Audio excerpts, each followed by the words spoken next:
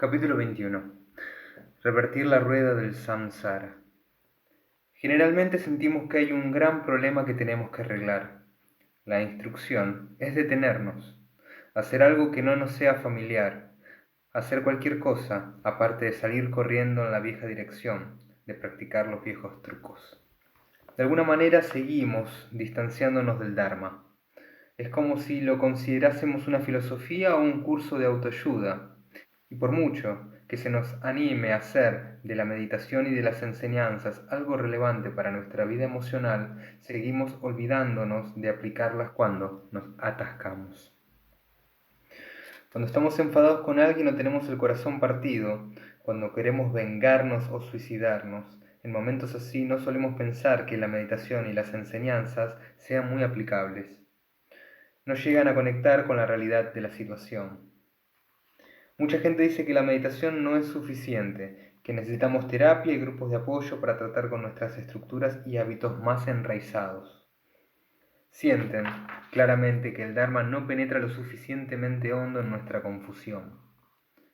A menudo sugiero a los estudiantes que acudan a terapia. Para algunas personas lo considero como un medio hábil que es extremadamente útil. Trabajar de cerca con un terapeuta de mente abierta nos permite superar nuestros miedos y desarrollar la compasión por nosotros mismos. Al mismo tiempo, sé que el Dharma no solo es más revolucionario, sino que en muchos casos el Dharma mismo nos aporta las herramientas y el apoyo necesario para encontrar nuestra propia belleza, nuestra propia intuición, nuestra propia capacidad de trabajar con el dolor y la neurosis.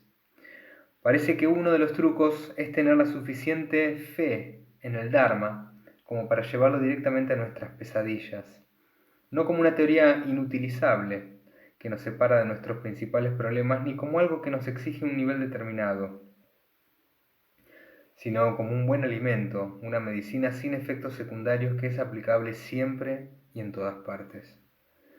La clave reside en cambiar nuestros hábitos, y en particular nuestros hábitos mentales. Recuerdo el día que comprendí sin sombra de duda que somos nosotros mismos los que creamos nuestra situación por nuestra forma de usar la mente, por nuestra forma de estructurar nuestras respuestas a la vida de la misma familiar y predecible manera. Surgió una situación con el dinero, se nos estaba acabando. Empecé a sentirme tensa, como si un gran peso se asentara literalmente sobre mi cabeza. Comencé a sentir pánico. Tenía que buscar una vía de salida. Hasta que no encontrase una manera de resolver el problema no podría relajarme, no podría disfrutar de los rayos de sol que atraviesan el agua ni del águila posada en el árbol frente a la ventana de mi habitación. Todo aquel escenario era persistentemente familiar.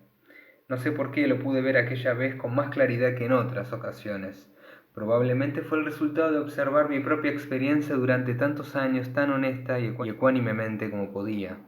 Posiblemente también fue el resultado de todo el entrenamiento meditativo realizado para ver en qué momento me descentro y a continuación volver al presente. En cualquier caso, ese día no me sentí pillada. Allí mismo, en medio del estado mental más habitual, vi lo que estaba haciendo. No solo lo vi, sino que también pude detenerlo.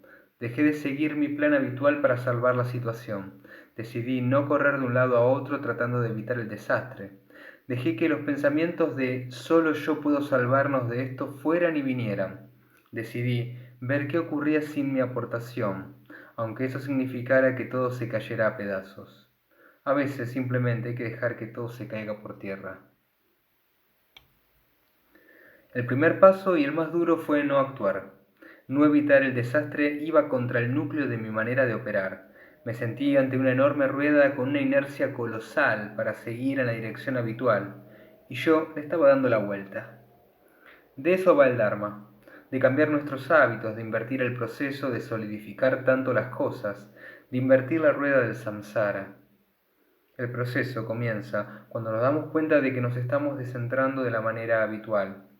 Generalmente, sentimos que hay un gran problema y que tenemos que resolverlo.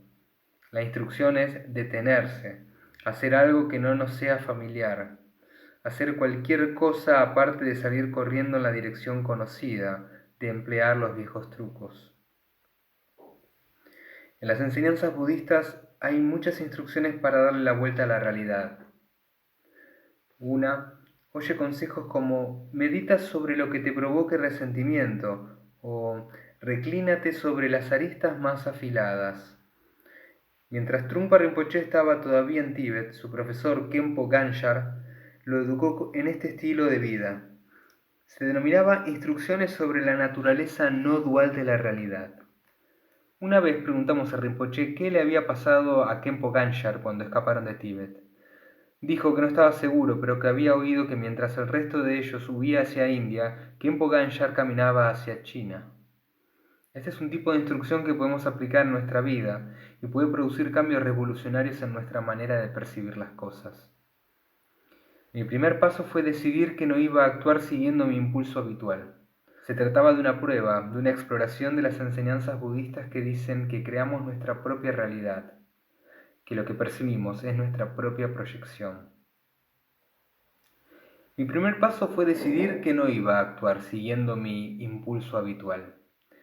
Se trataba de una prueba, de una exploración de las enseñanzas budistas que dicen que creamos nuestra propia realidad, que lo que percibimos es nuestra propia proyección. Todo en mí anhelaba repetir el antiguo curso de actuación, pero recordé las enseñanzas que dicen que hasta que dejemos de aferrarnos a los conceptos del bien y del mal, el mundo seguirá manifestándose como dioses amistosos y demonios dañinos. Quería explorar si eso era verdad o no. Pude experimentar sin ponerme rígida ni hosca, gracias al profundo entrenamiento que tenía en hacerme amiga de mis pensamientos y emociones. En cierto sentido, si no cultivamos una amistad incondicional hacia nosotros mismos, no avanzamos en el sendero. Es una gran ayuda saber que cuando meditamos y cuando escuchamos las enseñanzas, lo que estamos haciendo es desplegar bondad. En una ocasión estuve dando un curso en Austin, Texas, y al acabar el fin de semana un hombre se acercó y me dijo lo mucho que apreciaba las instrucciones de percibir el tono de nuestra propia voz cuando etiquetábamos nuestros procesos mentales de pensamiento, y que si el tono era hosco debíamos repetirlo con más delicadeza. Verdaderamente me he tomado estas instrucciones a pecho, me dijo, y ahora cuando mi mente divaga solo me digo, ¿estás pensando, colega? Sin embargo, tras muchos años de práctica, muchos seguimos pronunciándolo con rudeza. Practicamos con culpabilidad, como si fuéramos a ser excomulgados por no hacerlo bien. Practicamos para no sentirnos avergonzados con nosotros mismos, temiendo que alguien descubra lo malos meditadores que somos. Hay un viejo chiste que dice que budista es aquel que medita o se siente culpable por no meditar. Estas actitudes no son muy alegres. Quizá la enseñanza más importante sea la de aligerarse y relajarse.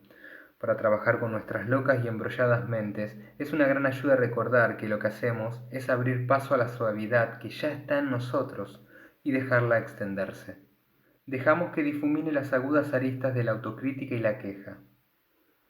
Algunos podemos aceptar a los demás, estén donde estén, con mucha más facilidad de lo que nos aceptamos a nosotros mismos. Sentimos que la compasión está reservada para los demás y nunca se nos ocurre sentirla por nosotros mismos. Mi experiencia me enseña que cuando practicamos sin tomárnoslo como un deber, vamos descubriendo gradualmente nuestro despertar y nuestra confianza. Gradualmente, sin programa previo excepto el de ser honestos y bondadosos, asumimos la responsabilidad de estar aquí, en este mundo impredecible, en este momento único, en este precioso cuerpo humano. Por fin llegué a ese momento en el que estaba preparada para ralentizar el impulso habitual de mi mente y dejar de ser tan predecible. Empecé por dejar de actuar de la manera habitual. Me resultó difícil porque sentía muchas ganas de resolver el problema. Era la sensación que Trungpa Rinpoche llamaba nostalgia del samsara. Pero mi curiosidad respecto a las enseñanzas era mayor que mi anhelo de hacer lo que siempre había hecho. Estaba entrando en tierra de nadie y me sentía temblorosa. Era una situación real, no una elevada teoría que hubiera leído en algún libro. No sabía qué pasaría a continuación, pero cualquier cosa era preferible a reaccionar como siempre lo había hecho. Cada acto cuenta, cada pensamiento y emoción también cuentan. Este es el único camino que tenemos. Aquí es donde hemos de aplicar las enseñanzas y donde llegamos a entender por qué meditamos. Solo vamos a estar aquí un breve espacio de tiempo. Aunque vivamos hasta los 108 años, nuestra vida será demasiado breve para ser testigo de todas sus maravillas. El Dharma es cada acto, cada pensamiento, cada palabra que pronunciamos. ¿Estamos dispuestos a darnos cuenta cada vez que nos descentramos y a hacerlo sin avergonzarnos? ¿Aspiramos al menos a no considerarnos un problema, sino seres humanos muy típicos que en este mismo momento pueden tomarse un descanso y dejar de ser tan predecibles? Según mi experiencia, así es como nuestros pensamientos empiezan a ralentizarse. Mágicamente de repente parece que hay mucho más espacio para respirar, mucho más espacio para bailar y mucha más felicidad.